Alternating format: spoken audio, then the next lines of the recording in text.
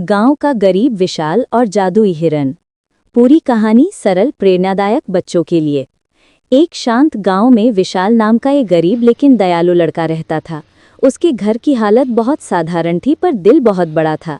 वो हर दिन जंगल से लकड़ियां इकट्ठी कर लाकर बेचता और उसे परिवार का गुजारा चलता। जंगल की ओर कदम। एक दिन सुबह सुबह विशाल लकड़ियां लेने जंगल गया। मौसम अच्छा था, पंछियों की मीठी आवाज़ें हवा में गूंज रही थी। अजीब सी आवाज़।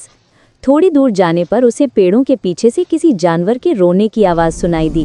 विशाल घबरा भी गया और जिज्ञासु भी उठा। घायल हिरन।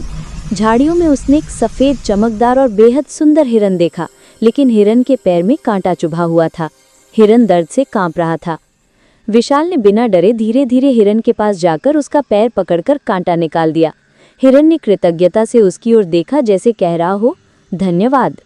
हिरन का बदलना। अचानक हिरन के शरीर से रोशनी निकलने लगी। विशाल डरकर पीछे हटा, लेकिन तभी हिरन बोला, डरो मत विशाल, मैं साधारण हिरन नहीं हूँ, मैं जंगल का जादुई रक्षक हूँ। जादुई वरदान। हिरन ने कहा, तुमने मेरी बिना स्वार्थ मदद की है, इसलिए मैं तुम्हें 3 वरदान देता हूँ, सोच समझकर मांगना। पहला वरदान। विशाल बोला, मेरे परिवार को कभी भूखा न रहना पड़े। हिरन मुस्कुराया। उसके घर के कोने में एक जादुई घड़ा प्रकट हुआ। जो भी जरूरत हो घड़े में हाथ डालो और दाने निकल आएंगे। दूसरा वरदान। विशाल ने कहा, मैं चाहता हूं कि हमारा गांव कभी सूखे और मुश्किलों में ना फंसे। हिरन की चमकती आंखें झिलमिलाईं। गांव में एक मीठा और कभी न सूखने वाला छोटा झरना बहने लगा। तीसरा वरदान। लंबी सोच के बाद विशाल बोला, जंगल के किसी भी जीव पर कभी कोई बुरा समय ना आए। हिरन खुशी से चमक उठा।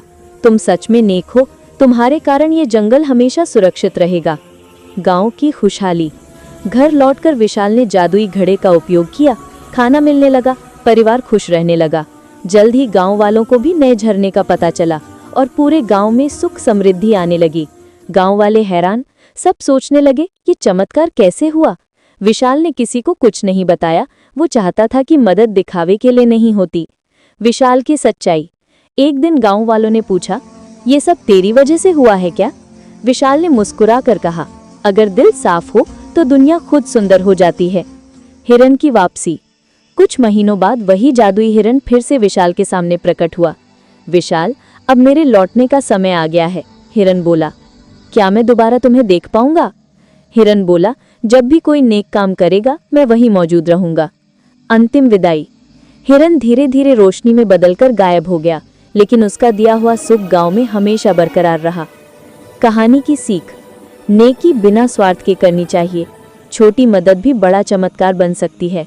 दयालुता सबसे बड़ा जादू है।